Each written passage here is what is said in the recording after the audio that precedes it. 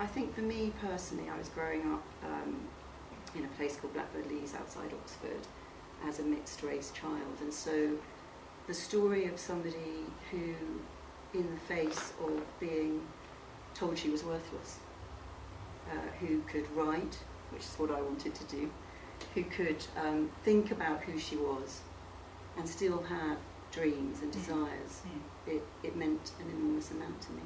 So I think that's where it started, really. So you fell in love with the character and you went on rereading it. Yeah, and then in my 30s I was studying psychoanalysis, and I reread it and I began to think, actually, Anne's descriptions are questionable. And particularly around the beginning of the book, where she describes Peter as whinging. And she really dislikes him.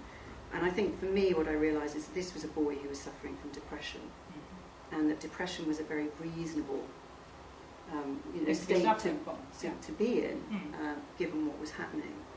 And that Anne's way of dealing with what was happening was to make stories up. The story that Anne, I think, had in her mind was a story of everything is going to be all right, Daddy will look after me. This is, I think she played a game with herself, which is all about it being a sort of extended, almost like playing in a doll's house. And she could move things around and make things work. Yeah, within the context of her thoughts about her life. So it was a safe place actually for her to think about. I was more interested in the questions about Peter, really. You know, what if Peter was depressed? What was it like for a boy to be in Heidi as opposed to a very cerebral girl?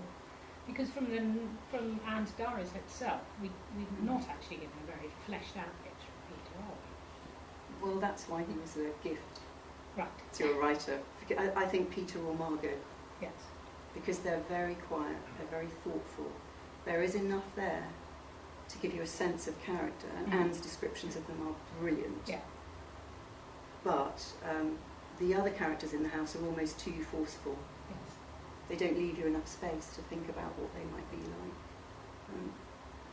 But when I first read the book, one of the things that upset me about it, and I think upsets everyone who reads it, is the way in which it ends, the suddenness with which it is cut dead.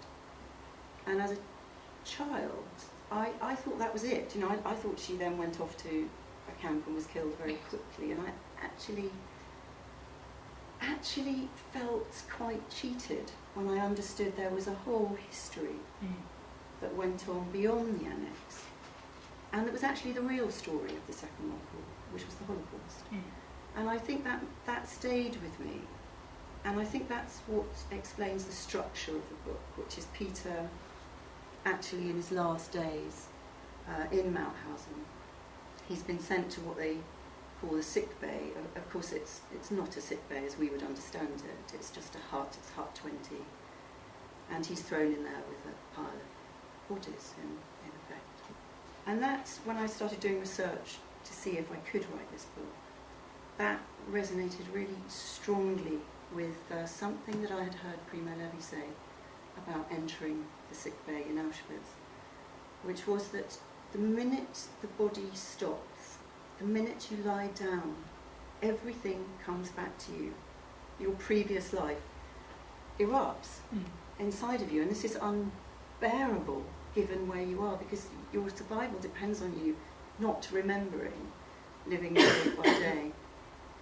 And I realised it was possible, you know, that it was true that Peter may, in that time, have begun to relive his life in the Annex, and so I thought, this is possible.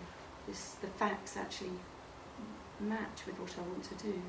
And at what point did that narrative structure come to you? Because if you start with Peter as the character, I would imagine you would want to explore his role in the Annex before you, as it were, thought about how you would describe that. Or did you know immediately that you needed to root it in his final moments? It's what emerged, because I started writing in fact, the bit I've just read is one of the last bits I wrote. You're not meant to do that. You meant to tell us you wrote it in one. No. The first bit I wrote was about Peter's first moments in the annex. And as I was writing it, I found myself writing what is now the italicised section in the book. The book is told by Peter in the first person, and but the section in the annex is interspersed with sections of his thoughts from the camp. And so he realises, and this is the moment that it happened as I was writing, I realised that Peter, at the end of his experience in the camps, would have seen the annex as a place of refuge and joy, and that we all see it as a place of claustrophobia, incarceration, and that actually, in a way, Anne had it right in the way that she played with it. It's not that at all, given what came next. It was a place of safety. Did you at any point feel you were taking liberties? No, I didn't, because I read the diary so closely, and I was so careful to imagine between the lines of Anne's reality and anything else I could find out about them. What about what her father said? Because her father always said he didn't recognise. I've always thought that was so interesting that he couldn't. The Anne he knew, as it were, wasn't the Anne who was writing the book. So you had that as another angle. Well, I went to, in between, and before I started writing the book, I was in Amsterdam for a weekend, and I did have the idea for the book a very long time ago, and then I didn't write it. Because it did feel like a big thing to do, and I didn't feel that I was talented enough to do it, or I hadn't studied the craft enough to be able to do it. It just felt too big.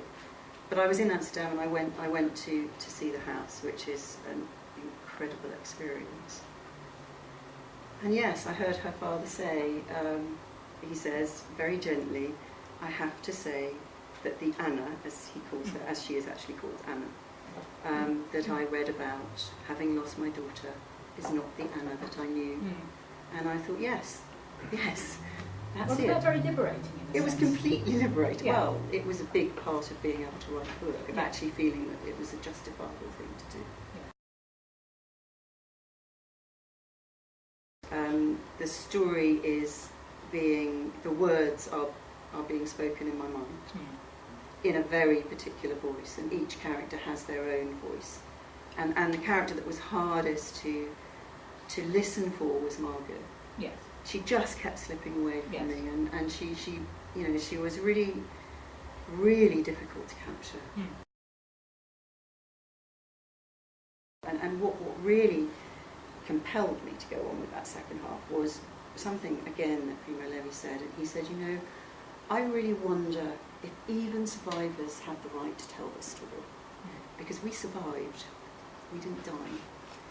And I found that really helpful, because I thought there's only one way of telling the story of somebody who died, and that's to try and imagine it. And so that's what story does. And that's what story is for. And for me, anyway, it's about a different perspective. And you can do that and stick to the facts.